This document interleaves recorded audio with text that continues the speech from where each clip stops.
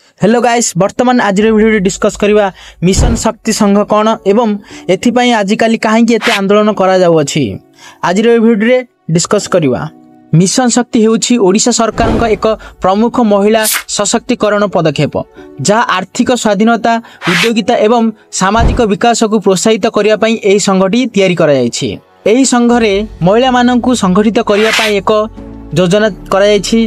एही कार्यक्रम रे महिला मानक नेतृत्वाधीन व्यवसायी गुडी को तालीम आर्थिक सहायता एवं सामाजिक सेवा करने पई एही संगठनटी करा जायछि। एहा ओडिशा रे सेल्फ हेल्प ग्रुप रे बा एसएचजी माध्यम रे महिला मानक सशक्तिकरण करने को राज्य सरकार द्वारा मार्च 8 2001 रे ओडिशा रे मिशन शक्ति आरंभ कराइथिला। एही संगठनटी रे 2019 रे बहु मात्रा रे महिला माने जोग होइथिले। 2021 मसीह राज्य रे बिना सुध रे ऋण प्रदान करिया पाई एक स्वतंत्र मिशन शक्ति ऋण योजना आरंभ करा जायथिला। आसंतु जानिबा मिशन शक्ति रे महिला माने कौन सब सुविधा पांती।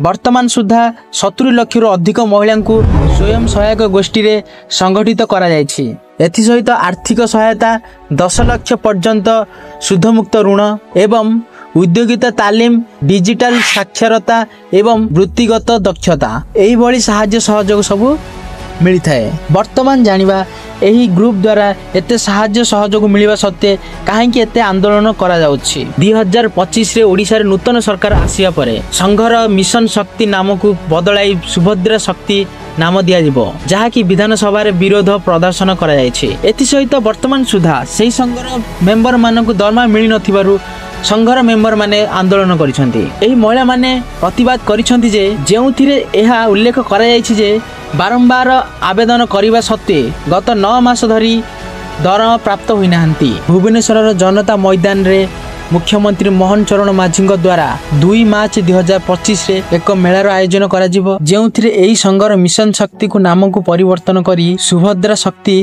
रखा जिवो। एही वीडियो रे एतिकी। आपन को जदि वीडियो भल लागि थाए like comment share and subscribe करंतु।